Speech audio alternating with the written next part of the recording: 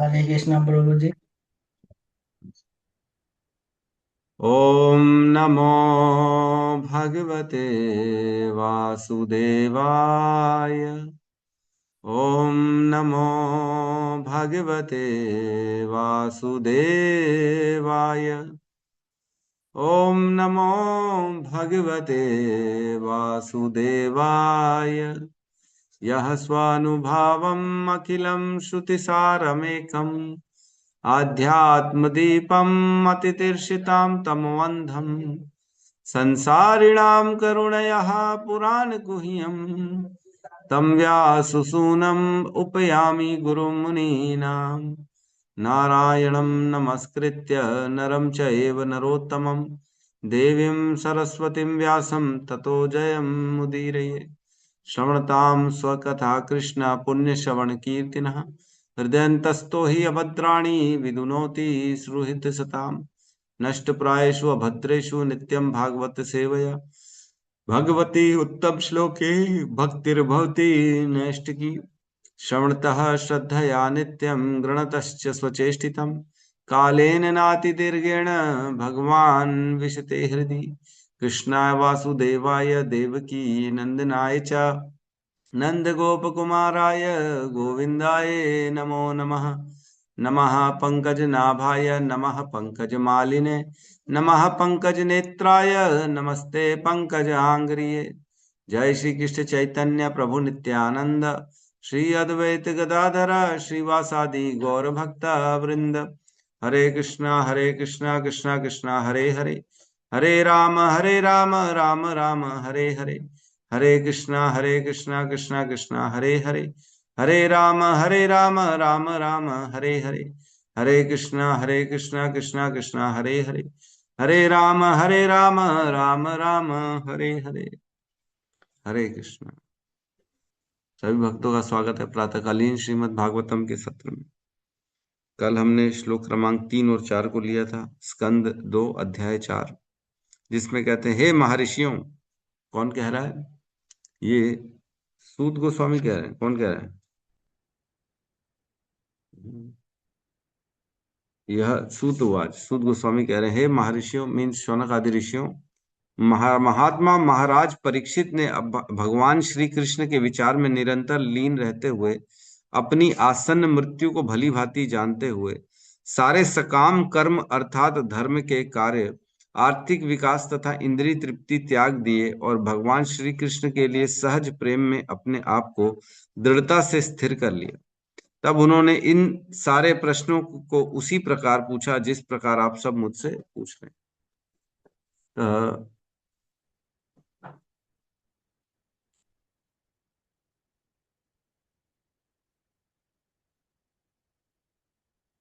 इसमें कह रहे हैं कि आप एक सेकंड रुकिए, एक सेकंड है। तो 3 और 4 में कह रहे हैं कि आप भी वही जो है जिज्ञासा लेके मेरे सामने बैठे हैं, जिस जिज्ञासा से परीक्षित महाराज जो है सुखदेव गोस्वामी के साथ बैठे थे। उन्हें भी भगवान के प्रति जो है समर्पित कर दिया था, और वो भी केवल भगवान के बारे में ही श्रवण करना चाहते थे, जिस प्रकार आप अन्य और कुछ सुनना ही नहीं चाहते हैं, है ना। पहले भी हमने देखा था शौनक आदि ने जो प्रश्न पूछा था शुरुआत में, 5 प्रश्न पहले घंटों के पहले अध्याय में, जिसमें उन्होंने कहा था जिस भी कथा से भगवान की कथा का उदय हो उसका वर्णन करो। जिस भी कथा से भगवान की कथा निकले, मतलब भक्तों के भी कथाओं में भगवान की कथा होती है, तो आप उनका वर्णन सबका करो। तो इस प्रकार हमने देखा 4 श्लोकों में जो है शौनक आदि ऋषि को बता रहे हैं कि राजा परीक्षित की मनोदशा क्या थी, है ना। वो किस मेंटेलिटी से वहां बैठे हुए थे। और आज अब आगे श्लोक में पहुंचेंगे कि क्या प्रश्न पूछा उन्होंने, है ना। परीक्षित महाराज ने प्रश्न पूछे हैं, तो क्या प्रश्न पूछा, अब वो उस पे चर्चा चले। पहले अध्याय में, पहले कैंटो में 19वें अध्याय में प्रश्न पूछे थे 1.19.37 38 में, 2 श्लोकों में, कि मरणासन व्यक्ति को क्या करना चाहिए और जो नहीं मरणासन है उसको क्या करना चाहिए, है ना। इस प्रकार के प्रश्न पूछे थे, हम उस पर चर्चा करेंगे। 5 नंबर श्लोक 2.4.5। ठीक है, क्लियर है जी प्रभु जी। श्लोक क्रमांक 5, अध्याय 4, स्कंद 2, सृष्टि प्रक्रम। राजोवाच राजवाच समीचीनं वचो ब्रह्मन् समीचीनं वचो ब्रह्मन् सर्वज्ञस्य तव अनघ सर्वस्य तमो विशीर्यते मह्यम् तमो विशीर्यते मह्यम्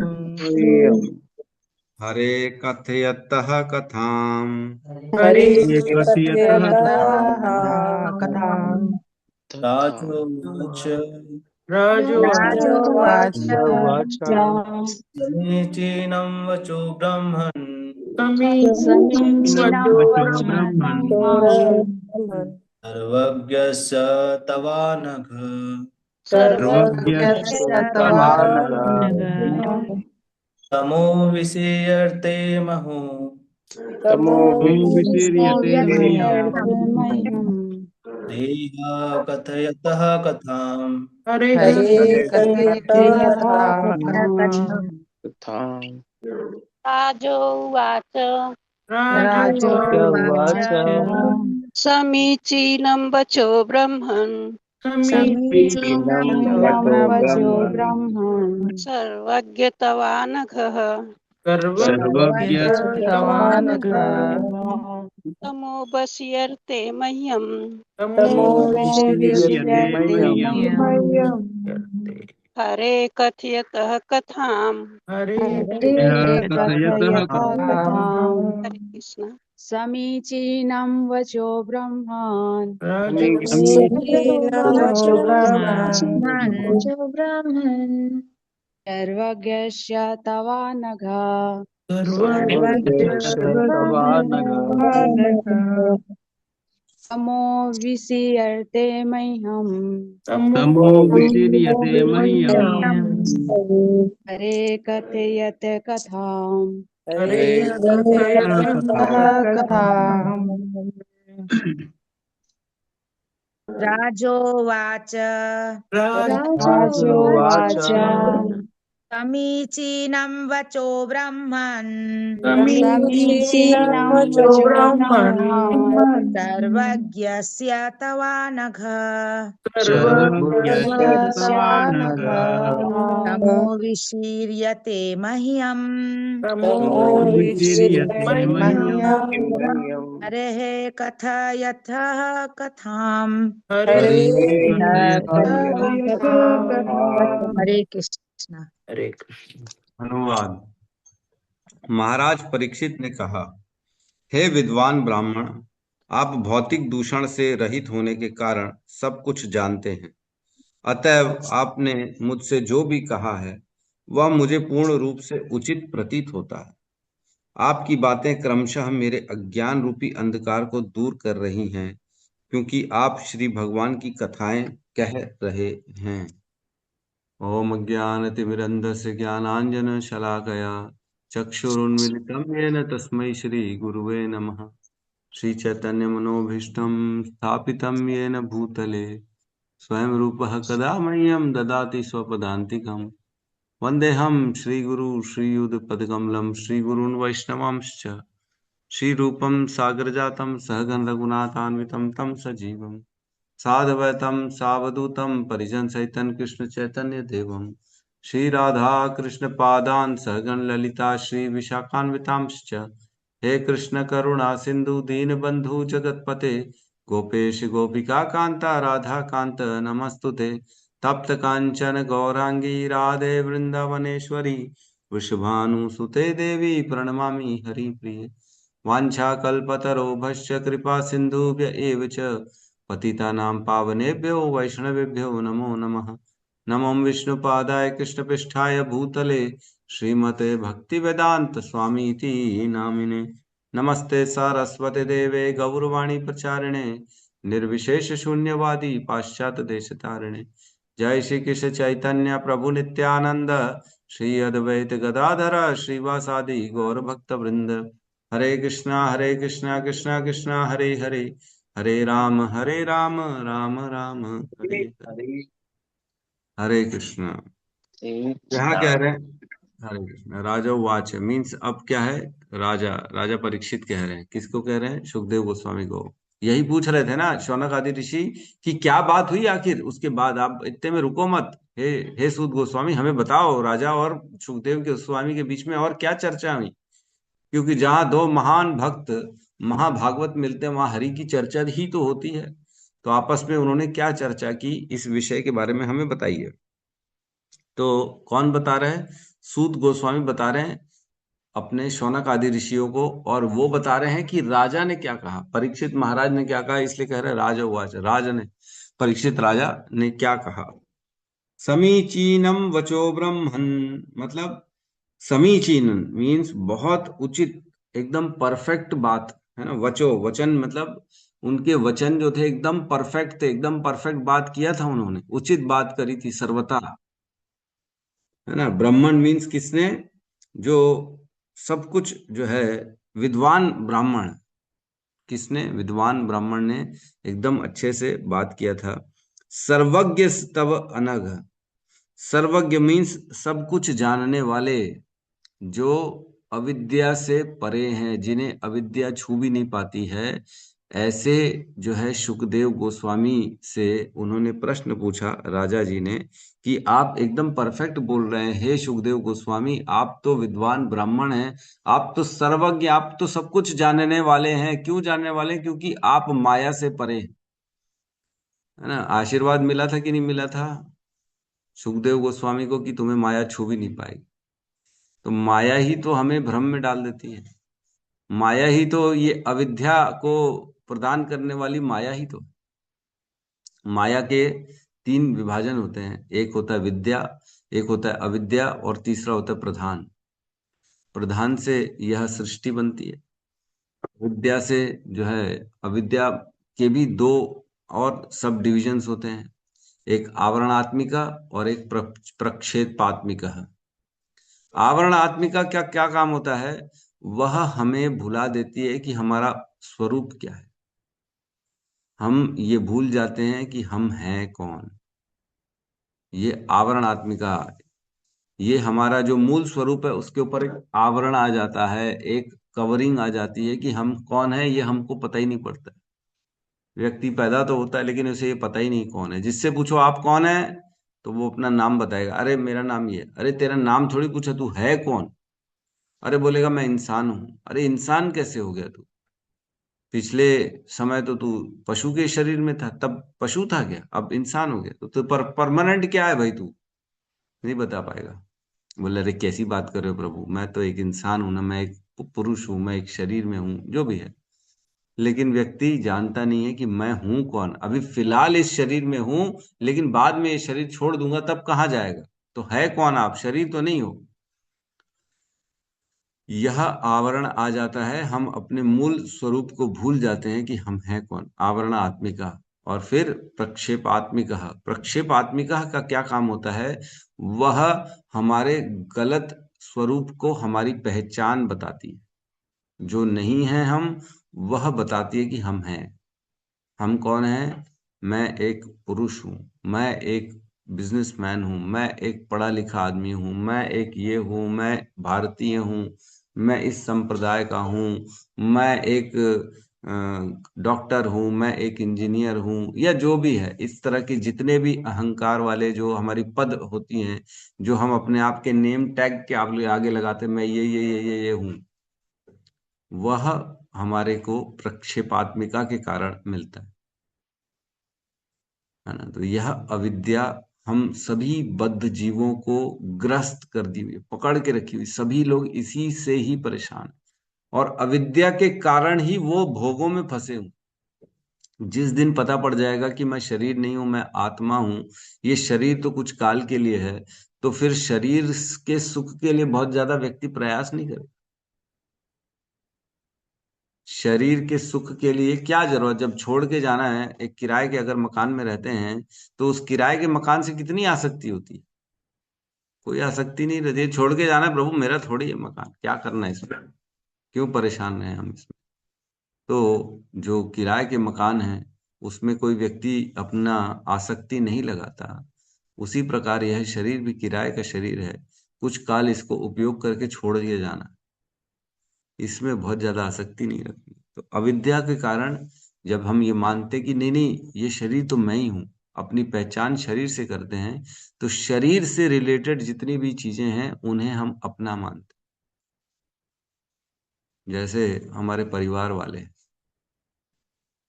क्या वो हमारे परिवार वाले हैं? नहीं प्रभु, कर्म के बंधन के कारण वो इस जीवन में हमको पति पत्नी पुत्र माता पिता के रूप में प्राप्त हुए हैं, लेकिन हो सकता है पूर्व जन्म में कोई और थे वो। इस प्रकार कोई भी रिलेशन परमानेंट नहीं है इस संसार का,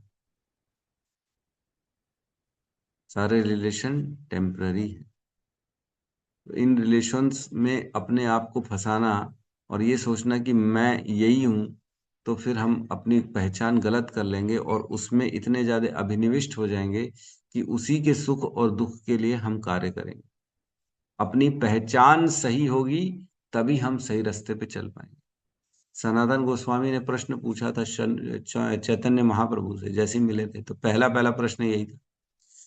क्या कहते हैं?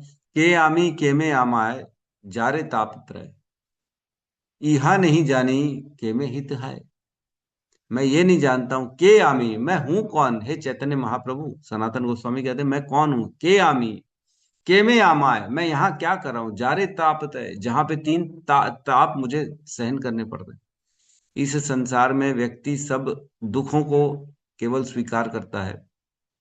तीन तरह के दुख देवी देवता देते हैं हमें, है ना, आदि आत्मिक, आदि भौतिक और आदि जो है दैविक।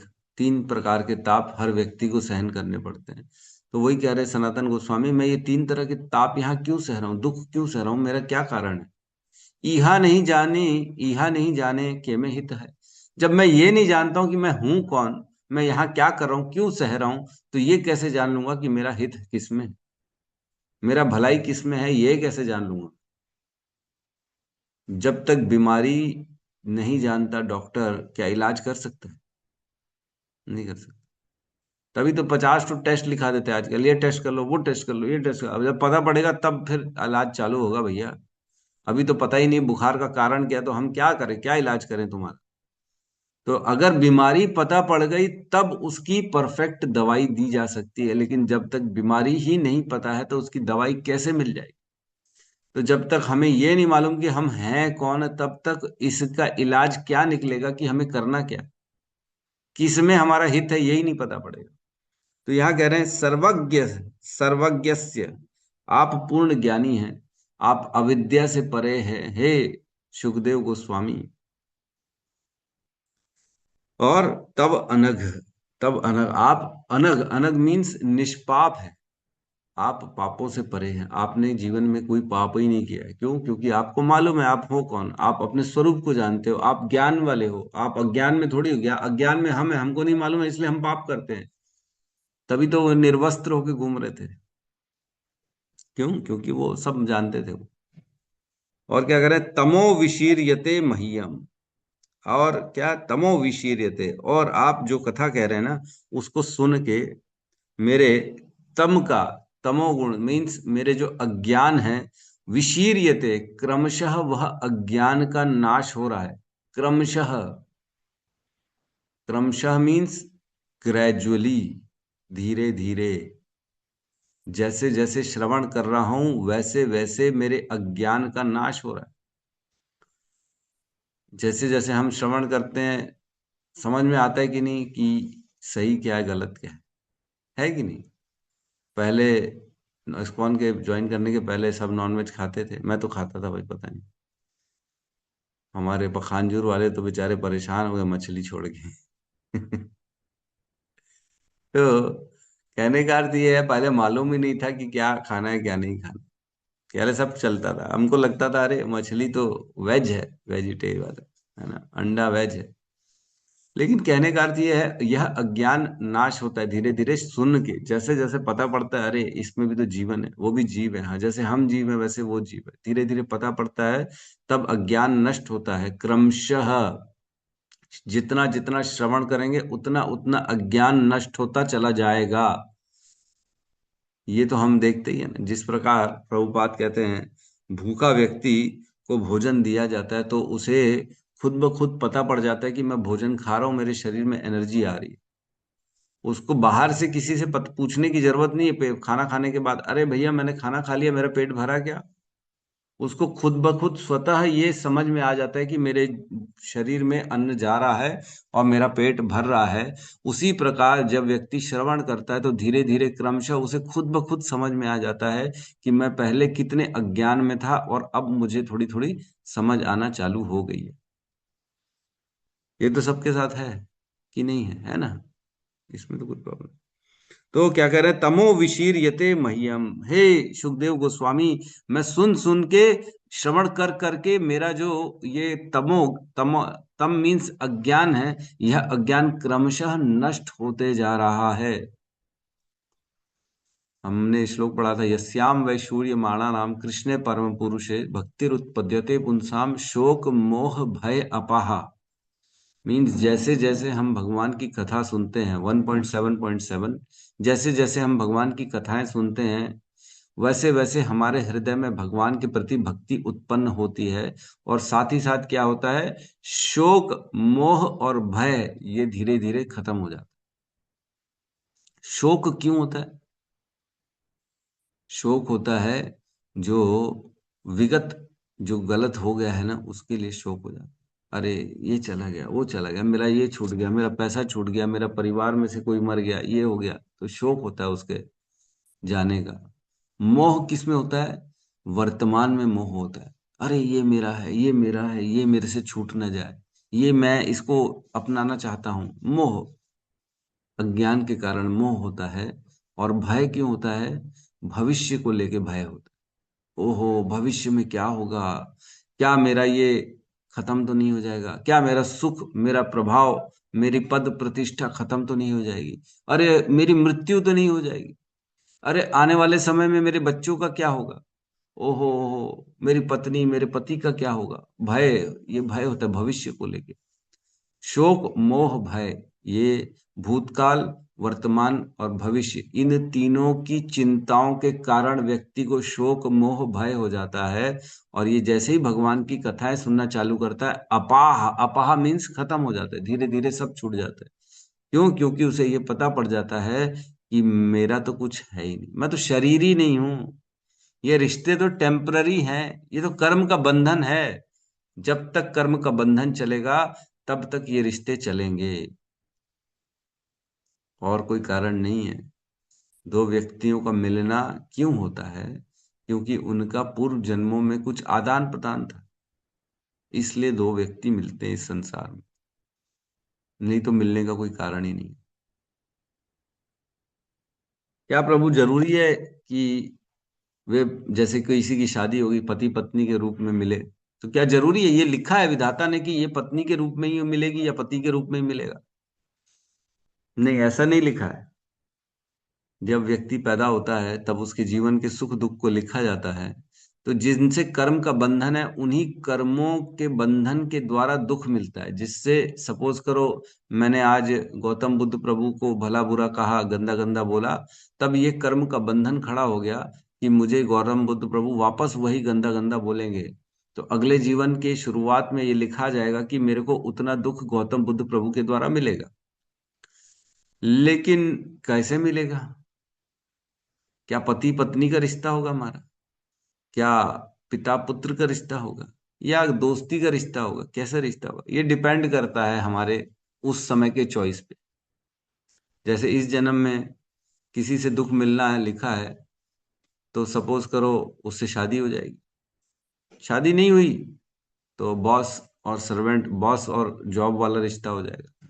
अगर हम जॉब भी नहीं करना चाह रहे, भैया मैं तो ब्रह्मचारी बनूंगा, मैं तो जॉब ही नहीं करूंगा, तो ब्रह्मचारी बन गए तो वो मंदिर के मैनेजमेंट में आ जाएगा दुख देने के लिए। तो दुख उसी व्यक्ति से मिलेगा वह क्या होगा, डिपेंड करता है कि हम क्या चॉइस कर रहे हैं, उस पर डिपेंड। ठीक है, तो यहाँ कह रहे हैं तमो विशीर्यते मह्यम, उस आपके ज्ञान से, आपसे, आपकी कथाओं से क्रमशः मेरा जो तमोगुण है, जो बेसिकली अज्ञान है, वो नष्ट हो रहा है। और कैसे हो रहा है, क्यों हो रहा है? क्योंकि वो हरि कथयता कथाम, वो आप हरि की कथा कह रहे हैं ना, इसलिए हो रहा है। अन्य किसी कथा से नहीं होता। अन्य कोई बात भौतिक वार्तालाप करने से हमारा अज्ञान नष्ट नहीं होता। आइंस्टाइन की थ्योरी पढ़ लिए, स्टीफन हॉकिंग्स की थ्योरी पढ़ लिए, है ना, न्यूटन्स के लॉ ऑफ जो है मोशन पढ़ लिए, इन सब से हमारा अज्ञान नष्ट नहीं होगा। यह आध्यात्मिक अज्ञान है, ये केवल हरि की कथा से ही नष्ट हो सकता है। तो इसमें तात्पर्य में प्रभुपाद लिख रहे हैं कि जो व्यक्ति, कई कथाएं जो ऐसे भी होती हैं, जो कथावाचक होते हैं, वो पैसे के लिए कथा करते हैं, क्या ऐसी कथाओं को सुन के भी व्यक्ति का अज्ञान नष्ट हो जाएगा? तो प्रभुपाद कहते हैं ऐसे व्यक्ति की कथाएं नहीं सुननी चाहिए, क्योंकि ऐसे व्यक्ति की कथाओं से अज्ञान नष्ट नहीं होता। हमें हरि की कथा, हरि में प्रेम नहीं आता। एक व्यक्ति है, मैं कल ही लेक्चर सुन रहा था, उसमें कह रहे थे कि एक व्यक्ति, उसने 35 भागवत कथा करा ली, और 35 भागवत कथा कराने के बाद भी वो पूछता है कि भगवान है कौन। तो जो व्यक्ति ने 35 भागवत कथा करा ली, उसको क्या इतना नहीं मालूम पड़ेगा कि भगवान कौन है? अभी भी डाउट में ही है। क्यों डाउट में? जब उससे पूछा गया आप 35 भागवत कथा करा चुके हो, तो उसका उद्देश्य क्या था, आप क्यों कथा कराए?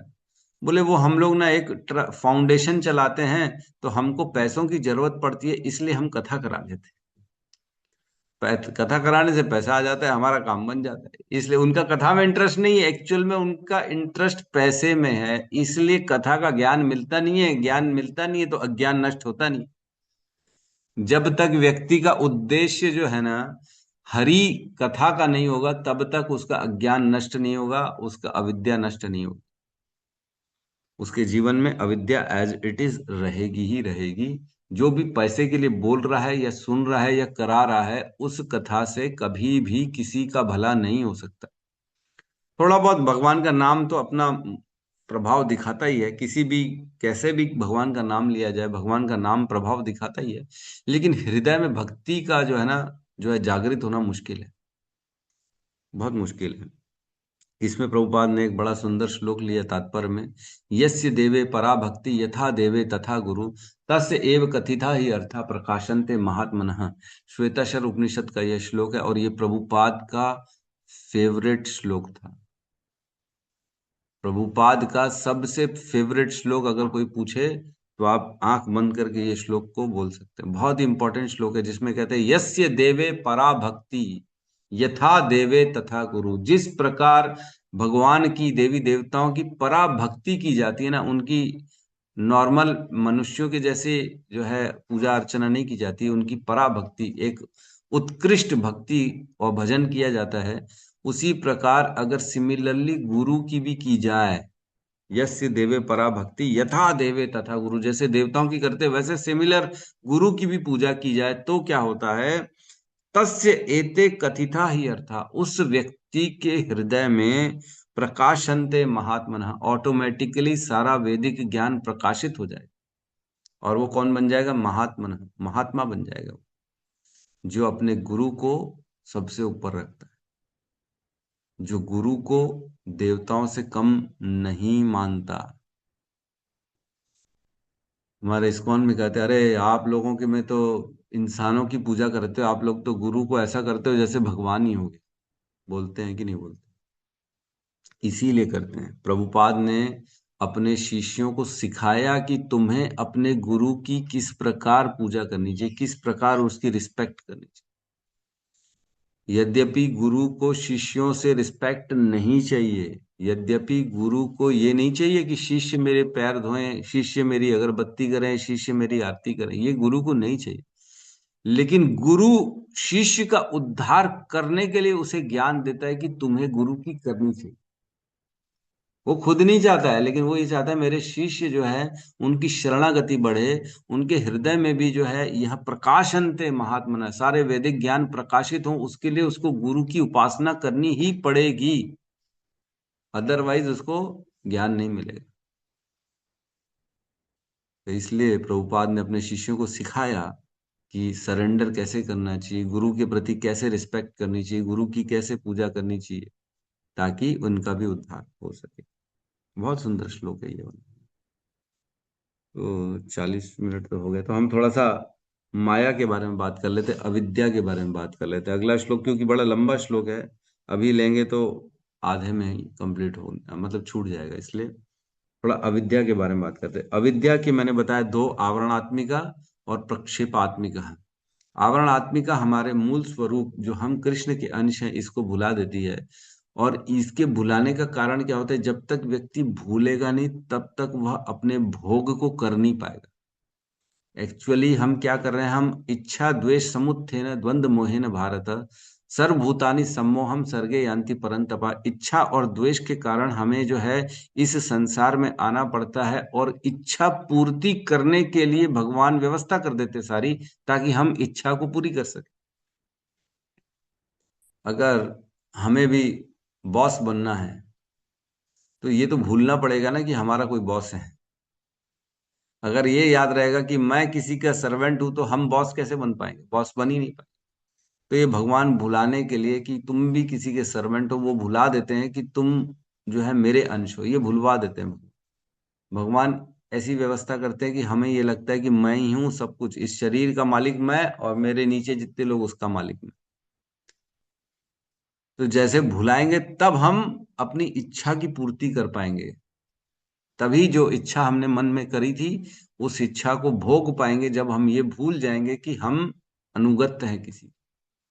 सुख चाहिए भैया, करने वाला मैं भी जो है पति बनूं, मैं भी यहाँ का नेता बनूं, मैं ये बनूं, तो तभी बनेंगे जब हम भूल जाएंगे भगवान से अपने स्वरूप को, भगवान से हमारे संबंध को। और प्रक्षेपात्मिका, फिर जब हम अपने ओरिजिनल स्वरूप को भूल जाते हैं, तब इल्यूजन भ्रम, एक नए नए नए नए नए हमारे ऊपर ना नेम टैग लगाए जाते हैं कि तुम ये हो, तुम वो हो, तुम ये हो। तो इस तरह जब हम अपने नए नए हम अपने आप को समझते हैं कि मैं ये हूँ, मैं एक बॉय हूँ, मैं एक कुशल कारागार हूँ, मैं एक इंटेलिजेंट व्यक्ति हूँ, मैं एक कलेक्टर हूँ, मैं डॉक्टर हूँ, मैं या जो भी है, इस तरह के हमारे गलत आवरण इल्यूजन हमारे ऊपर डाले जाते हैं। फिर हम उस आइडेंटिटी को लेके पूरा जीवन जीते, है कि नहीं? पूरा जीवन उस आइडेंटिटी के अनुसार व्यक्ति पूरा जीवन जी लेता है। मूलतः अविद्या के मैंने बताया आवरणात्मिका और प्रक्षेपात्मिका, ये दो डिविजन्स हैं। लेकिन एक श्लोक आता है जिसमें अज्ञान के 5 सारे डिविजन्स बताए गए हैं। ब्रह्मा जी ने क्या किया था, सृष्टि बनाने के पहले, मनुष्यों को बनाने के पहले अज्ञान को बना दिया। अज्ञान क्या, कौन कौन से अज्ञान हैं? 5 अज्ञान बताए गए हैं। एक है तमह, मीन्स अपने स्वरूप को भूल जाना, जिसकी हमने चर्चा करी। और मोहम मीन्स एक वह जो नहीं है उसे अपना मान लेना, है ना। तम मीन्स अपने स्वरूप को भूल जाना, और मोहम मीन्स जो नहीं है उसे अपना मान लेना, है ना। बेसिकली प्रक्षेपात्मिका को ही मोहम कहा गया। और तीसरा होता है महामोहम। महामोहम मीन्स जो वस्तुएं भोगने की हैं उनमें स्वामित्व का भाव दे।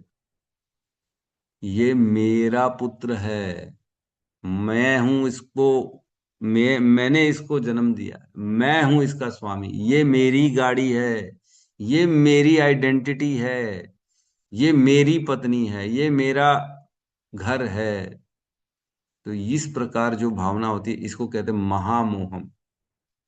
और कितने बड़े आप इल्यूजन में हो और ये सोच रहे हो ये मेरा, ये मेरा, ये, इसको कहते हैं महामोह। ये महामोह के कारण कहता है कि मैं इसका स्वामी हूं और इसे मैं भोग सकता हूं, इसके ऊपर मेरा कंट्रोल है। ये होता है महामोह। कितने सारे नाम टैग लगा देते नहीं लोग अपने कार्ड में, विजिटिंग कार्ड में। मैंने तो ये किया प्रभु, मैं यहाँ का होल्डर हूँ, मैंने ये किया, देखा। और वो गर्वित होता है। और ये तो बड़ी साधारण सी बात है, जब रोड में हम चलते हैं, सपोज करो हम कार के अंदर हैं और बाजू में कोई स्कूटर में आके खड़ा हो जाए, तो क्या सोचते हैं बाजू वाले में, अरे स्कूटर में आए, हम तो कार में हैं। ये भावना ऑटोमेटिकली आ जाती है अंदर से, ऑटोमेटिकली। ओहो, मैं थोड़ा सा श्रेष्ठ हूँ। होता है कि नहीं होता? आजकल के लोग जो है ना, वो मोबाइल दिखा के, अपने कपड़ों का ब्रांड दिखा के, जूते का ब्रांड दिखा के समझते कि मैं ज्यादा श्रेष्ठ हो गया। मैंने तो हाई हाई हाई जो ब्रांड के कपड़े पहने, मैंने तो बड़ा ऊंचा जो है मोबाइल रखा है। तो मोबाइल ऊंचा है, तुम ऊंचे हो गए क्या? महंगा मोबाइल खरीदने से हम कैसे महंगे हो गए? हमारी तो अज्ञानता के कारण हमें ये लग रहा है कि मैं इसके कारण मेरी आइडेंटिटी बढ़ रही है, यद्यपि मेरी आइडेंटिटी अलग है, उसकी आइडेंटिटी अलग है। सुंदर साड़ी पहन के माता सोचती है कि मैं सुंदर हो गई। तो माता सुंदर हो गई कि साड़ी सुंदर है? साड़ी सुंदर है। साड़ी बड़ी अच्छी पहन ली तो लगता है अरे माता जी आप तो बड़े सुंदर लग रहे हो, बहुत सुंदर साड़ी है आपकी। तो उसको लगता है मैं सुंदर हो गई, जबकि साड़ी के कारण उसकी सुंदरता बढ़ रही है। तो ये इल्यूजन होता है। इसलिए लोग सोचते हैं कि मैं ब्रांडेड, मैं ये पहनूं वो पहनूं। तो ये महामोहम है बेसिकली, जो दूसरी चीज के कारण खुद को जो है आदमी वक्त समझता है इसके कारण मैं भोग रहा हूँ, इसको मैं भोग रहा हूँ, इसको मैं भोग रहा हूँ। ऐसा कुछ नहीं। घड़ी समय उतना ही दिखाएगी, चाहे आप कितनी भी महंगी पहन। घड़ी से समय नहीं बदल जाएगा। महंगी महंगी घड़ी खरीदने से क्या फायदा? कोई फायदा नहीं है। और तामिस्त्र, पहले बताया तम, फिर मोहम, फिर महामोहम, फिर तामिस्त्र। तामिस्त्र मतलब भोग्य वस्तु को न मिलने से हताश होना, एक्चुअली क्रोध आना। ये भी अविद्या, अज्ञान के कारण होता है। जब व्यक्ति को कोई वस्तु नहीं मिलती है तब उसे क्रोध आता है, उसे लगता है अरे ये तो मेरे को मिलनी चाहिए थी, मैंने प्राप्त किया था, मैं भोगूंगा इसको। जब नहीं मिलता तो क्रोध आ जाता है। और क्रोध ही नाश का शुरुआत हो जाता है व्यक्ति के जीवन में। कहते हैं 1000 दिन की तपस्या करके व्यक्ति एक बार क्रोध करके उतनी तपस्या को नाश कर देता है अपनी। एक बार अगर किसी ने क्रोध किया तो 1000 दिन की उसकी तपस्या का नाश हो जाता है। कितना बड़ा नुकसान है। क्रोध करना बहुत खराब है। त्रिविधम नरकस्य इदम द्वारम नाशनम आत्मनः कामः क्रोधस् तथा लोभः तस्मात् एतत्त्रयम् त्यजेत। इसलिए हे अर्जुन, इनको तीनों को त्याग दो, क्योंकि ये डायरेक्ट नर के द्वार ले जाने वाले हैं। त्रिविधस नरकम इदम द्वारम, ये तीनों जो है नर्क के द्वार हैं। काम क्रोधस तथा लोभ, काम क्रोध और लोभ। तो इसको जो जीवन में क्रोध करेगा वो सीधा नर्क चला जाएगा। और क्या कह रहे हैं लास्ट वाला, एक और अज्ञान जो है अंधत्रामिस्त। अंधत्रामिस्त मतलब उसे मृत्यु का भय रहता है। अज्ञान के कारण वह अपने आप की पहचान शरीर से करता है, और शरीर छूटने का डर जो मृत्यु है, वह डर उसे हमेशा सताता रहता है व्यक्ति को, जो बद्ध अवस्था में इस संसार में अपने भोग कर रहा है, दिन रात लगा हुआ है केवल केवल भोग करने में। तो मृत्यु का भय जो सबसे बड़ा भय माना है, यही तो हम तैयारी करते हैं बेसिकली। हम यही तैयारी करते हैं कि एक दिन तो शरीर सबका छूटना ही है ना, कि नहीं छूटना है? छूटना तो है। तो उसके बाद की यात्रा क्या है, वह कैसी स्थिति होगी जब हमारे प्राण छूटेंगे? एतावान सांख्या योगाभ्याम स्वधर्म परिनिष्ठया जन्म लाभ पर पुंसाम अंते नारायण स्मृति। याद है कि नहीं? ये श्लोक सबसे याद कराया था मैंने, भूल के गया? अभी इसी अध्याय में तो याद किया था मेरे ख्याल से, दूसरे अध्याय में 2.2 में ही किए थे अपन, है ना? कौन सा श्लोक था? नहीं, पहले वाले में थे 2.1.6, 216। एतावान सांख्या योगाभ्याम स्वधर्म परिनिष्ठया जन्म लाभ पर पुंसाम अंते नारायण स्मृति। पूरे जन्म का लाभ तो तब है जब अंत काल में भगवान की स्मृति बनी रहे। ये पूरे जन्म का, मनुष्य जन्म का लाभ है। तो यही भूल जाता है व्यक्ति। लाभ इसमें नहीं है कि मैं करोड़पति बन जाऊं, लाभ इसमें नहीं है कि मैं मोबाइल खरीदूं, आईफोन एप्पल खरीदूं, ये खरीदूं वो खरीदूं। लाभ अपने पद प्रतिष्ठा का लाभ एक्चुअल में लाभ नहीं है, ये तो सब भौतिक है। लेकिन जो सबसे बड़ा लाभ है, जन्म लाभ, सबसे बड़ा, पूरे जीवन का सबसे बड़ा लाभ क्या है? अंते नारायण स्मृति, भगवान की स्मृति बन जाए बस। भगवान की स्मृति बनती ही नहीं है एक्चुअल। हम सब इतने फंसे रहते हैं, दिन भर में 24 घंटे में कौन कितना भगवान को याद करता है? जब जीते जी सब ज्ञान के साथ में बैठे हैं, मालूम भी है कभी भी प्राण छूट सकते हैं, तब भी हम भगवान के बारे में याद नहीं करते। राजा परीक्षित को जैसे ही पता पड़ा 7 दिन बाद मेरी मृत्यु है, उन्होंने सब छोड़ दिया। उन्होंने अपनी मति को भी वहां से हटा लिया कि मैं राजा हूं। उन्होंने ये विचार भी नहीं किया अब कि मेरे अंदर, मैं एक पति हूं, मेरा पुत्र भी है, मेरी पत्नी भी है। नहीं नहीं, सब छोड़ दिए। हमें तो ये भी नहीं मालूम कि हमारी मृत्यु कब है, कभी भी हो सकती है। लेकिन हम अभी भी आसक्त हैं चीजों में, ये मेरा, वो मेरा, ये न छूट जाए, वो न छूट जाए। जब अंत काल आएगा ना, एक्चुअल में वही देखता हूं मैं, लोगों को देख के लगता है बेचारे कितने परेशान हैं, कितने अज्ञान में हैं। अभी तो उनको यही नहीं मालूम है कि जीवन में करना क्या है। केवल भोगों में लगे हुए हैं, केवल अपने पत्नी, अपने परिवार, अपने परिजनों का पालन पोषण और भरण करने में पूरा जीवन लगा रहे हैं, पूरा श्रम कर रहे हैं इसी पे। और वही परिजन जब उनको धोखा देंगे, उनका साथ छोड़ देंगे, तब उनको समझ में आएगा, ओहो मैंने क्या किया, मैंने पूरा जीवन ऐसे के लिए काम किया जो मेरा था ही नहीं। कितना बड़ा धोखा हो जाएगा।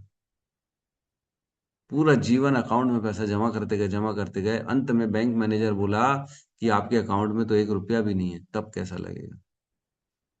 तो यही गति होती है अज्ञानता में लोगों की।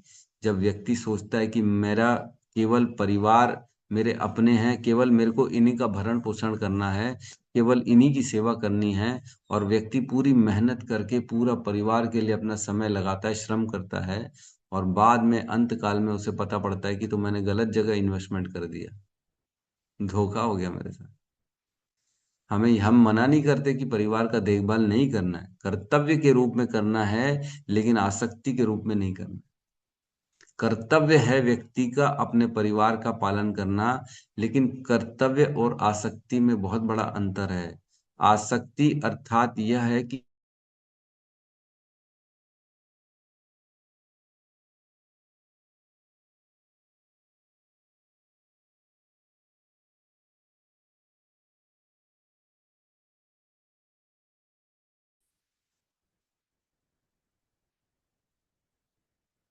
हरे कृष्णा, सुन पा रहे हैं? यहाँ लाइट हरे गोल हो कृष्ण गई। जी, आवाज आ जी प्रभु जी। हरे तो कृष्णा हमारे यहाँ प्रभु जी। लाइट गोल हो गई हमारे यहाँ, इसलिए जो है।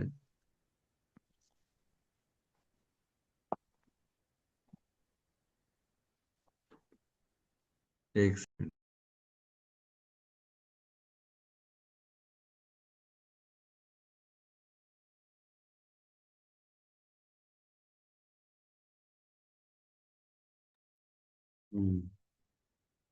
तो व्यक्ति पूरा जीवन अपना परिवार को दे देता है, लेकिन इसका अर्थ ये नहीं कि हमें अपने लिए नहीं करना है। हमारा उद्धार किस में है? भगवान की भक्ति में, है ना? तो वर्ण आश्रम बनाया इसीलिए है कि वो करते करते हमें क्या करना है? भगवान की भक्ति प्राप्त करनी है। एक श्लोक आता है जिसमें कहते हैं कि धर्म स्वनिष्ठितः पुंसाम विश्वक्सेन कथासु यः न उत्पातयेत यतिरतिम श्रम एव ही केवलम। धर्म वह है जिसे करते करते व्यक्ति धीरे धीरे भगवान में रति उत्पन्न करे। विश्वक्सेन कथासु न उत्पात ये रतिम। अगर उसकी रति ऐसे कार्यों को करते करते भगवान में नहीं हो रही है तो क्या है, वह श्रम एव ही केवलम, केवल उसने व्यर्थ का श्रम कर दिया। जीवन भर जो काम करें, परिवार का काम करें, पत्नी बने या पति बने या पुत्र बने या माता पिता बने, जो भी बने, वह कार्य करते करते ऐसे कार्य करने हैं कि भगवान में हमारी रति और हमारे जो जो डिपेंडेंट है उनकी रति, उनका इंटरेस्ट भगवान में बने। धीरे धीरे रति उत्पन्न हो भगवान में, तब मानेंगे कि हमारा वह कार्य सफल हुआ। लेकिन अगर केवल भोगों के प्रति हमने किसी का आकर्षण बढ़ाया, भगवान को बीच में नहीं रखा, तो वो श्रम एव ही केवलम, केवल और केवल व्यर्थ का श्रम है और कुछ नहीं। तो कोई बड़ा डिफरेंस नहीं बनता। हम अपने कार्य करते करते भगवान का स्मरण कर सकते हैं। सारे कार्य करिए और साथ ही साथ हृदय में भगवान का स्मरण करते रहिए। और क्या क्या फर्क पड़ना है? कुकिंग करना है तो भगवान का नाम जप करते करते करना है। और कोई घर का कार्य, साफ सफाई चल रही है तो भगवान का भजन कीर्तन लगा दिए, स्मरण करते करते कर रहे हैं। ये सोच रहे हैं कि भगवान ने घर दिया, भगवान ने मुझे ये स्थिति दी है, तो ये उन्हीं की सेवा हो जाएगी जब मैं ये करते करते करूंगी या करूंगा। जॉब कर रहे हैं तो ये सोचे कि भगवान ने परिवार दिया मेरे को, उनका पालन करना मेरा कर्तव्य है। और जो मेरा घर है वो मेरा घर नहीं है, वो तो मंदिर है, भगवान रहते हैं वहां पे बेसिकली। तो इस प्रकार का केवल विचार करने मात्र से हमारा जो कर्म है वह भक्ति योग बन जाएगा। जो कर्म योग है वह भक्ति योग बन जाएगा। कर्म योग में पुण्य मिलेगा, भक्ति योग में भगवान की कृपा मिलेगी, भगवान का प्रेम मिलेगा। एक ही काम वह कर्म भी बन सकता है, वह भक्ति भी बन सकता है। अगर हम वह कर्म में यह स्मरण करें कि ये मैं कृष्ण की प्रसन्नता के लिए कर रहा हूं, तब वो भक्ति बन जाएगा। और अगर उसी कर्म को हम अपने लिए सोचेंगे कि मैं भोग लूंगा, मैं किसी गरीब को पैसा दे रहा हूं, तो मेरे को क्या डबल ट्रिपल तो मिलेगा ना। अच्छा कर्म करने से अच्छा होता है। जब ये भाव करके हम दान देंगे तो उसमें भक्ति नहीं बढ़ेगी, वह कर्म योग हो जाएगा, तो वह पुण्य मिलेगा और पुण्य के बदले थोड़ा सा सुख मिल जाएगा। लेकिन अगर किसी गरीब को हम भगवान का प्रसाद दे दें कि इसको दान में जो है ना मैं प्रसाद खिला देता हूँ भगवान का, तो क्या होगा, यह भक्ति बन जाएगा और उसके बदले हमारे से कृष्ण प्रसन्न हो जाएंगे और कृष्ण में हमारी मति बढ़ती चली जाएगी और ये सारा अज्ञान नष्ट होने लगेगा जीवन से धीरे धीरे। तो हर कार्य भक्ति हो सकता है, चाहे वह कर्म हो सकता है। तो हमें दिन भर के सारे कार्य कर्म के रूप में नहीं करने हैं, वह भक्ति के रूप में करने हैं। तो ऐसे करने से क्या होगा, हमारे 24 घंटे हम भगवान के प्रति समर्पित हो जाए। केवल विचारों का फर्क है। जब विचार करेंगे मैं ये काम अपने लिए कर रहा हूं, तो वो कर्म बन गया, वो बंधन का कारण बन गया। और वही कर्म अगर हम भगवान के लिए कर रहे हैं विचार में केवल, तो वह कर्म भक्ति बन गया और उसमें कोई बंधन भी नहीं। केवल सोचने मात्र से, केवल इतना सा दिमाग में डालने से कितना बड़ा फर्क पड़ जाए।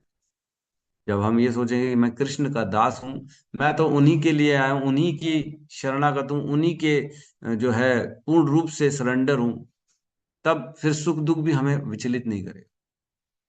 कोई परेशानी आ गई तब अरे ये तो कृष्ण है ना, उन्होंने दिया होगा, किसी कारण से मुझे परेशानी दी है, कुछ दिन में चली जाएगी, ठीक है सहन कर लेता हूँ। नहीं तो क्या होगा, एजिटेशन आना चालू हो जाएगा, क्रोध आना चालू, अरे क्यों परेशानी आई, इसको दूर करो, मेरे को नहीं रहना। लेकिन जब व्यक्ति शांत भाव से विचार करता है तो रास्ते उसको खुद ब खुद मिलना चालू हो जाते हैं कि इस परेशानी से कैसे निकला जाएगा। तो इस प्रकार हम थोड़ा थोड़ा जीवन में बदलाव लाकर अपने जीवन में भक्ति में आगे बढ़ सकते हैं। किसी का प्रश्न है तो हम ले सकते हैं।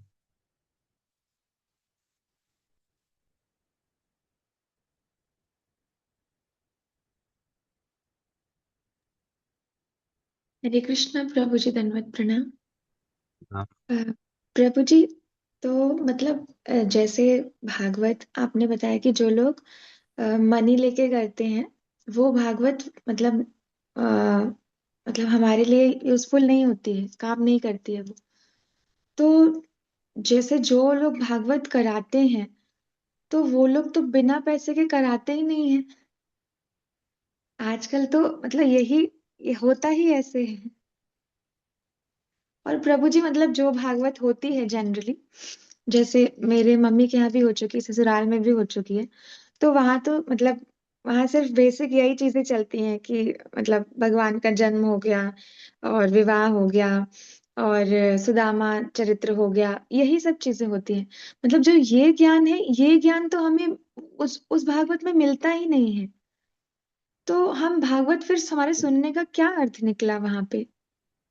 क्योंकि हम तो सिर्फ वहां पे एंजॉय करते हैं कि हमने डांस कर लिया, शादी हो रही तो डांस कर लिया, जन्म हो रहा है तो डांस कर लिया। बट हमने वहां पे वो जो हमको जो बेसिक जो हमको ज्ञान चाहिए था, जिस ज्ञान के लिए बैठे थे परीक्षित महाराज, वो ज्ञान तो हमको मिलता ही नहीं है।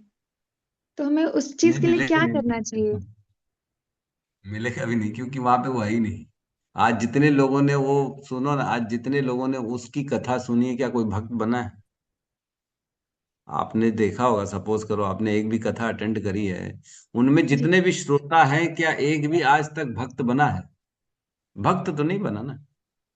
तो जब भक्ति है ही नहीं, उसकी कथा में भक्ति नहीं है, पैसा है उनकी कथाओं में, तो सुनने वाले के भी हृदय में इंजॉयमेंट की फीलिंग आएगी ना। हम तो इंजॉय करने जा रहे हैं ना। कई लोग वृंदावन जाते हैं लस्सी पीने और दूध पीने, है ना। कई लोग वहां पे भगवान का दर्शन करने जाते हैं। कई लोगों के मुंह से, अरे बड़ा मजा आ गया वृंदावन में, क्या दूध है, क्या माहौल है, क्या लोग हैं, वाह वाह वाह। अरे तुम क्या देखने गए थे वहां? तो जो दर्शन, जिसके हृदय में जो ज्ञान होगा, जिसके जो सोच के जाएगा, वो वही करने जाएगा बेसिकली। जिसके हृदय में भक्ति होगी वो भगवान के दर्शन करने जाएगा। जिसके हृदय में इंजॉयमेंट का मूड होगा वो जाके वहां लस्सी पिएगा, दूध पिएगा, मिठाई खाएगा, उसमें मजा आएगा उसको। साथ ही साथ मंदिर भी चले जाएगा। दर्शन करने से यहाँ जाता है वैसे ही चला जाएगा, लेकिन बदलाव कुछ नहीं आएगा। लेकिन जिसके हृदय में भक्ति है, उसकी कथा सुनने से भक्ति आएगी। समझ पा रहे हैं? बहुत बड़ा मूल डिफरेंस है, बहुत बड़ा ये एक बदलाव का कारण है कि जिसके हृदय में पैसे की अभिलाषा है, वह कथा करेगा तो पैसे की अभिलाषा से कथा करेगा, ना कि भक्ति देने की अभिलाषा से कथा करेगा। तो जो है, जिस इच्छा से जो व्यक्ति काम करता है, भगवान उसकी इच्छा पूरी करते हैं, और भगवान उसकी इच्छा उसको पैसा दिला के पूरी करते हैं। आज आप भगवान से,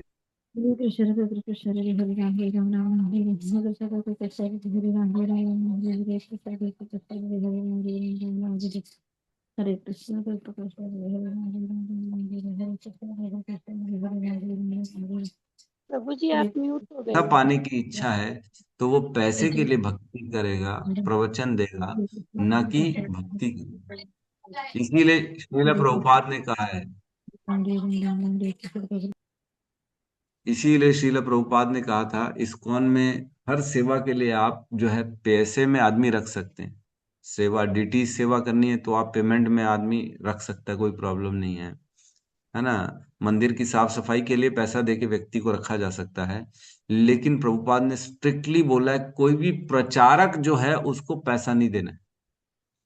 प्रचारक को पैसा दे दिया तो फिर तो ये एक कमर्शियल डील हो गया ना, पैसे के तुमने कारण प्रचार कर रहे।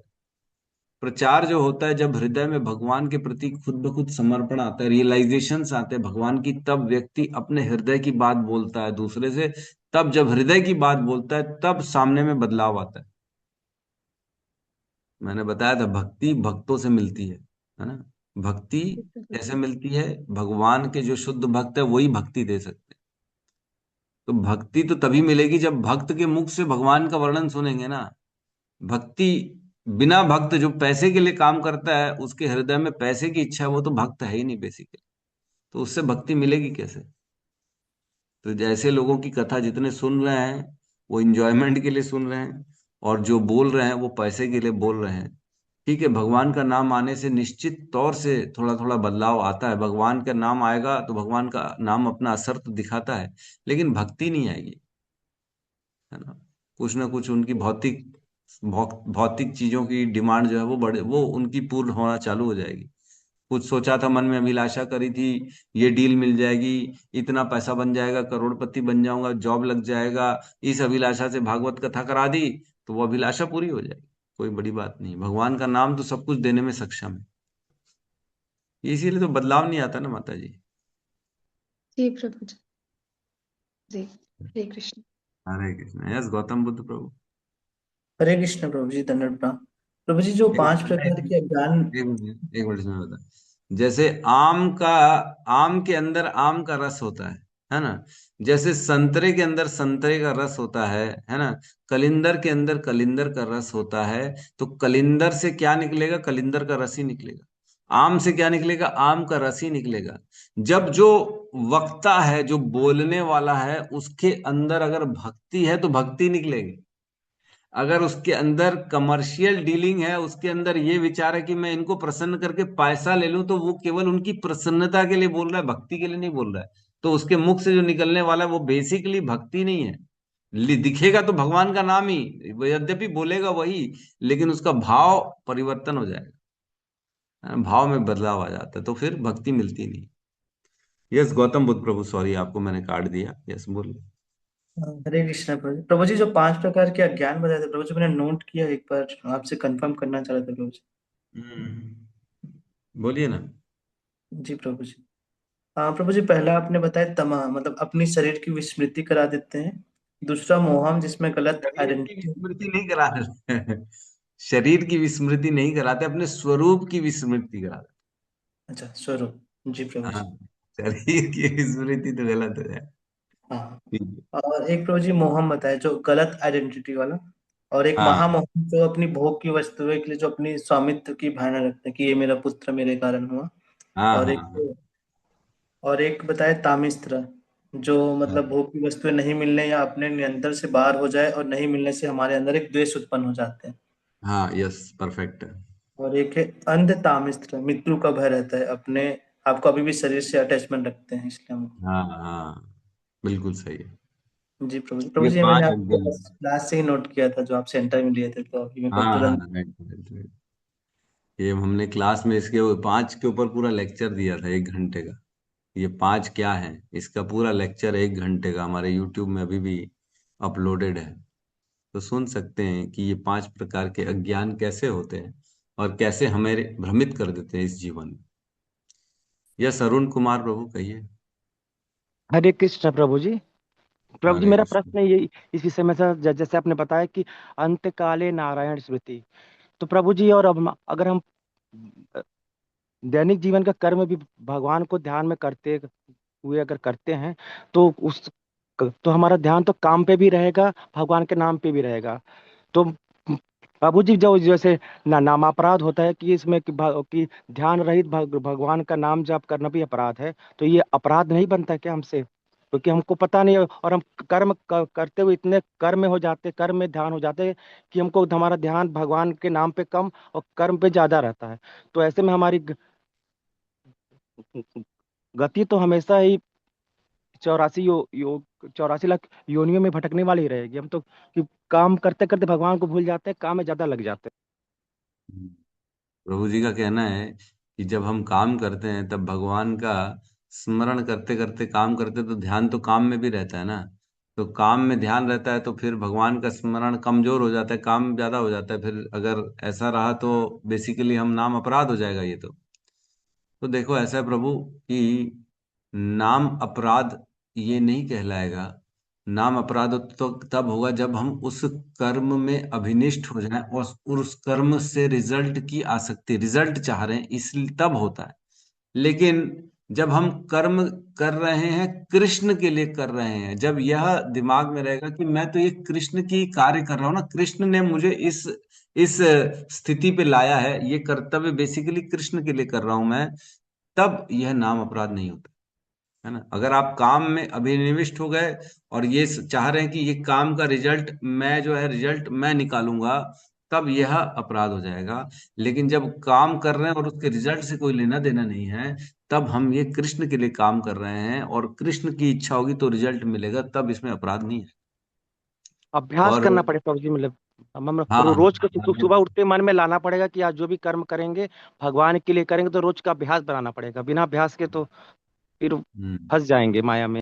नहीं तो ये एक्चुअल में लाना नहीं पड़ेगा, ये हमारा स्वरूप है। जब हम ये पहचान लेंगे अपने आप को कृष्ण के दास के रूप में, मैं हूं कौन, मैं कृष्ण का दास हूं। तो दास का क्या काम है? अपने बॉस के लिए काम करना। सेवा करना है बॉस जी। के लिए काम करना है, मैं जो काम करूंगा वो तो बॉस के लिए काम कर रहे हैं, क्योंकि मेरे को आंख किसने दी? भगवान ने। भगवान ने आंख नहीं देती तो मैं देख पाता क्या? भगवान ने हाथ दिए, हाथ नहीं देते तो मैं काम कर पाता क्या? तो भगवान ने ही सारी व्यवस्था दी है, इसलिए मैं भगवान की व्यवस्थाओं के द्वारा काम कर रहा हूँ, और जो काम हो रहा है उसका रिजल्ट भी भगवान की इच्छा के ऊपर है कि देंगे कि नहीं देंगे। तो मेरा तो इसमें कोई लेना ना देना। तो हम केवल किसके लिए कर रहे हैं? कृष्ण के लिए काम कर रहे हैं। तो ये ओरिजिनल स्वरूप है, ये ओरिजिनल स्वरूप है। जब हम 18वें अध्याय के श्लोक में एक जाते हैं, 18.14 है मेरे ख्याल से, जिसमें कर्म कैसे किया जाता है, कर्म के 5 सहयोगी होते हैं जिनसे कर्म बनता है।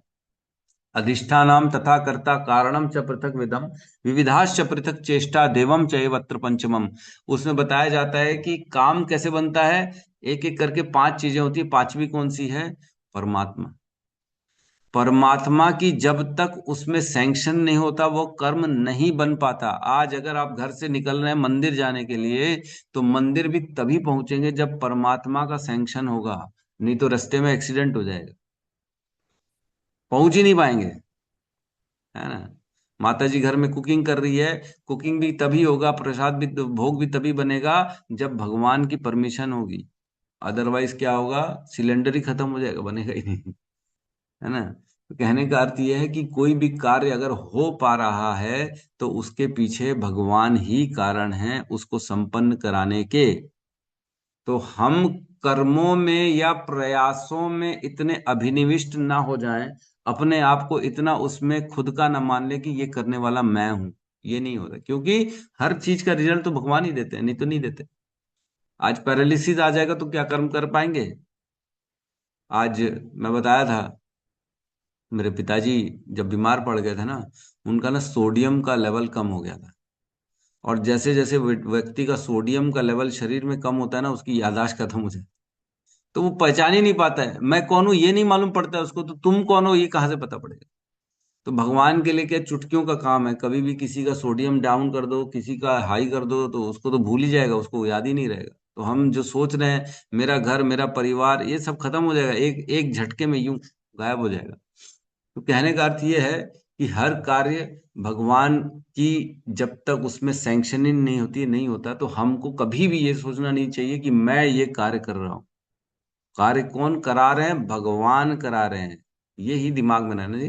भगवान का स्मरण करते करते करो बस, और क्या बात ही कर। अब जी फिर ये आत्महत्या, जो लोग बोलते हैं आत्महत्या नहीं करना है, तो इसमें आत्महत्या की जो होती है इच्छा किसकी होती है? जीव की होती है कि भगवान की रहती है? जीव की होती। देखो, कर्म करने का अधिकार भगवान ने दिया है, कर्मण्येवाधिकार अस्ते। भगवान क्या कहते हैं? मैंने तुमको कर्म करने का अधिकार दिया है, लेकिन कर्मों के रिजल्ट के अधिकारी नहीं हो तुम। माँ कर्म फल हेतु कर्मण्येवाधिकारस्ते माँ फलेषु कदाचन। उसके फल में तुम्हारा अधिकार नहीं है, कभी भी तुम्हारा अधिकार नहीं है उसके फल पे, लेकिन कर्म करने की स्वतंत्रता दी है। भगवान कहते हैं मैंने तुम्हें स्वतंत्रता दी है, तुम जो चाहे वो कर्म कर सकते हो।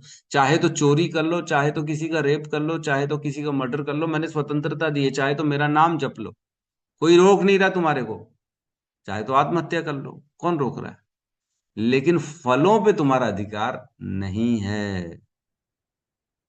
इसीलिए तो अगर कर्मों पे भगवान का अधिकार हो जाएगा, तो ये तो एक तरह से पूरा, फिर हर व्यक्ति के कर्म भी भगवान डिसाइड कर रहे हैं, तो फिर तो कंप्यूटराइज्ड हो गया ना, पूरा सिस्टम हो गया ना। फिर तो भगवान भेदभाव कर रहे हैं, किसी से जो है रेप करा रहे हैं, किसी से भक्ति करा रहे हैं, किसी को पैसा वाला बना रहे हैं, किसी को गरीब बना रहे हैं। ये स्वतंत्रता दी है कि आप जो चाहे वो करो, ये स्वतंत्रता है। आप चाहो तो भक्ति कर लो, चाहे तो चोरी कर लो, है ना। तो कर्म हम अपनी इच्छा से करते हैं, अपनी स्वतंत्रता से करते हैं। इसीलिए तो भगवान वेट कर रहे हैं ना, परमात्मा के रूप में हृदय में बैठे हैं। ये कब मेरी तरफ मुख करेगा, कब मेरे को ये याद करेगा, कब मेरा नाम लेगा, तो मैं इस पे कृपा करना चालू करूं। जैसे जैसे हम भगवान की तरफ मुड़ते हैं, जैसे जैसे भगवान के प्रति अपनी शरणागति करते हैं, वैसे वैसे भगवान अपनी कृपा देना चालू करते हैं, और हमें इस संसार के अज्ञान से दूर करके ज्ञान में लाते हैं, और बताते हैं कि तुम कैसे कर्म करो, तुम कैसे गुरु के माध्यम से मेरे पास आ सकते हो, तुम कैसे अपने कर्मों को भक्तिमय कर्म बना के पूरा सारे कर्मों का बंधन छोड़ सकते हो तुम। ये सारा ज्ञान भगवान देते हैं। कैसे देते हैं? जब हम शरणागति करते हैं तब देते हैं। ठीक है प्रभु। जी प्रभु, हरे कृष्ण। हरे कृष्ण। आत्महत्या हमारा खुद का विचार के कारण होता है, और आत्महत्या एक महापाप है, महापाप है ना। बहुत व्यक्ति थोड़ी सी परेशानी के लिए अपने इस जीवन का अंत कर देता है, लेकिन उसे ये मालूम नहीं है कि ऐसे अंत के बाद महा परेशानी आने वाली, बहुत ज्यादा परेशानियां। किसी ने तो देखा नहीं ना मृत्यु के उस साइड क्या है, अच्छा है बुरा है ये तो नहीं मालूम, लेकिन यहाँ की थोड़ी बहुत परेशानी से लगता है व्यक्ति को, ओहो मैं तो परेशान हो गया, इसको खत्म करो, अपने मृत्यु अपने आप को मार दो ताकि मैं इन परेशानियों से दूर हो जाऊं। लेकिन उसे मालूम नहीं है कि अगर ऐसे किया तो उसके आगे चल के उसे बहुत बड़ी बड़ी परेशानी सामना करना, उसे प्रेत बन के रहना पड़ेगा। प्रेत मतलब बिना शरीर की आत्मा, उसको एज इट इज रहना पड़ेगा, लेकिन शरीर नहीं रहेगा। भूख प्यास लगेगी, नींद आएगी, लेकिन कुछ कर नहीं पाएगा, ना पेट भर पाएगा, ना सो पाएगा, ना कुछ और आराम कर पाएगा। उसको एज इट इज रहना पड़ेगा। बहुत तकलीफ होती है प्रेत आत्माओं में, हमने चर्चा पहले भी की हुई है। बेचारों को खाना पीना नहीं मिलता है, बहुत तकलीफ होती है, वो तड़पते रहते हैं। तो ये कभी भी ये काम नहीं करना चाहिए। अगर कोई प्रॉब्लम है तो अपने सीनियर से पूछना चाहिए, या काउंसलिंग के लिए मेरे को फोन कर सकते हैं ताकि हम आपको बता सकें क्या सही है क्या गलत। यस, सावित्री माता जी। हरे कृष्ण प्रभु जी। हम माला करते रहते हैं, फिर भी हमारा मन यहाँ वहाँ वहाँ वहाँ चला जाता है, उसके लिए क्या करें? कुछ मत करिए, आप माला करिए और सुनते रहिए, बस भगवान का नाम सुनना चाहिए, चित्त पे पढ़ना चाहिए, हमारे अंदर हृदय में जो हम मुख से बोल रहे हैं वो सुन के हमारे चित्त तक पहुंचना चाहिए। बस ऑटोमेटिकली भगवान सब काम आपका साफ कर देंगे, आपके भावों को क्लियर कर देंगे। जी प्रभु जी। और प्रभु जी आप बोल रहे थे पठानजोर वालों को मछली छोड़ना कितना कठिन था, अपन छोड़ दिए। पर हमारे एक जानकार में पंडित जी थे, वो साली में कराते थे, फिर बाद में वो खाते थे मच्छी जाके। तो सब अरे भाई पंडित जी ये तो वेज है, ये नॉन वेज है, मछली है। अरे ये तो जल, पंडित जी बोलते ये जल तुरई है, ये मछली नहीं है, जल का तुरई है। तुरई क्या समझते ना प्रभु जी, तुरई ग्रीन कलर की हाँ, रहती है, उसको बोलते ये जल तुरई है करके। और लोगों खा को लेते। क्या, खाने पीने के लिए कुछ भी बातें करनी होती वही ना, अपनी तरफ से कुछ है। भी हाँ, बोले। माता जी।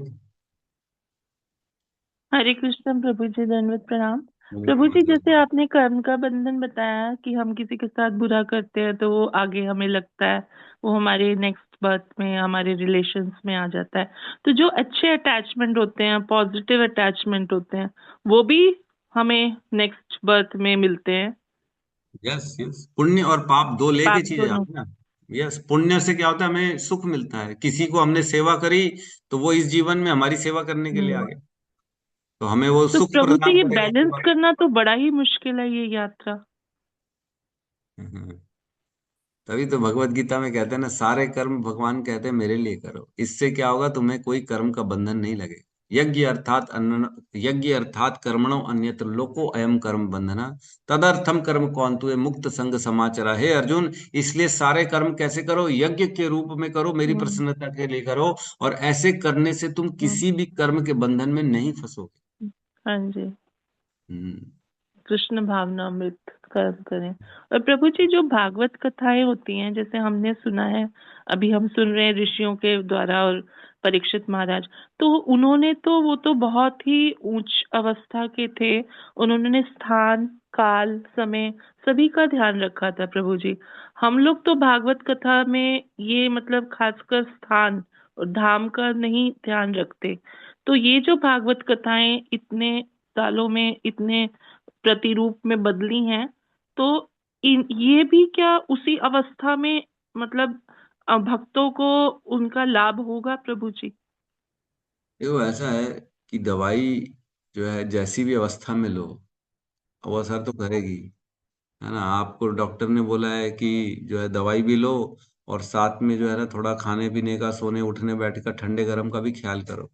तो ठीक है, आपने ख्याल नहीं किया है, आप जो है लापरवाह हो गए, लेकिन थोड़ा थोड़ा दवाई ले रहे हैं तो थोड़ा थोड़ा असर करेगा, कम कम असर करेगा, पूरा इतनी जल्दी क्योर नहीं होगा, टाइम लगेगा आपको क्योर होने में। लेकिन भगवान का नाम असर तो करता ही है, भागवत कथा असर तो करती है, इसमें कोई शक नहीं है।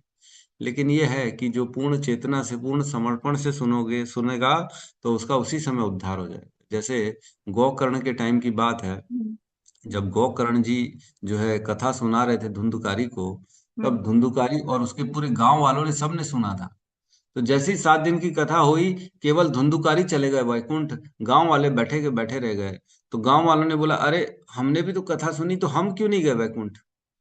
तब निष्कर्ष यह निकाला गया कि तुम सभी ने पूर्ण समर्पण के साथ नहीं सुना था, इसलिए तुम्हारे पे ये कथा असर नहीं की थी जितनी असर वो गोकर्ण के अपना धुंधुकारी के ऊपर करी। उन्होंने पूर्ण निष्ठा से सुना था। तो कथा वही थी, लेकिन हमारा समर्पण का लेवल अलग अलग होता है। क्लास एक ही चल रही है, टीचर पढ़ा रही है, एक बच्चा फेल हो रहा है, एक बच्चा फर्स्ट आ रहा है, क्लास तो एक ही चल रही है। क्यों ऐसा भेद? क्यों? क्योंकि सरेंडर का लेवल अलग अलग है। सुनने वाले के ऊपर डिपेंड करता है वो क्या ग्रहण कर रहा है, कितना ग्रहण कर रहा है। तो तो इस प्रभु जी, प्रकार जैसे हम सुनते हैं भागवत कथा है, तो हमें पानी भी नहीं पीना चाहिए? मैं तो पानी बहुत पीती हूँ। खाना तो नहीं खाते हम लोग, लेकिन पानी तो पीते हैं। तो बिना पानी के भी सुनना चाहिए मतलब? ये मेरा क्वेश्चन देखो, है। ऐसा है कि ये भौतिक चीजों में बहुत ज्यादा ध्यान नहीं देना है, हमें समर्पण करना है। तो देखो, पानी नहीं पीना, देखो क्या होता है, इतने ज्यादा तल्लीन हो गए कि उनको पानी का भी भान नहीं रहा। आप ये समझिए, है ना, इतना ज्यादा उसमें अभिनिविष्ट हो गए कि उन्हें ये भी याद नहीं रहा कि मुझे पानी पीना है। तो इसका अर्थ ये नहीं है कि हमें नहीं पानी पीते हुए सुनना है। इसका अर्थ ये हुआ कि आप अपने आप को बस निवेशित करो, बाकी पानी खाना खा लो, पी लो, कोई फर्क नहीं पड़ता, लेकिन आप सुनो। मतलब कहने का अर्थ ये है कि भूल जाओ कि मुझे खाना भी खाना है और पानी भी पीना है ना।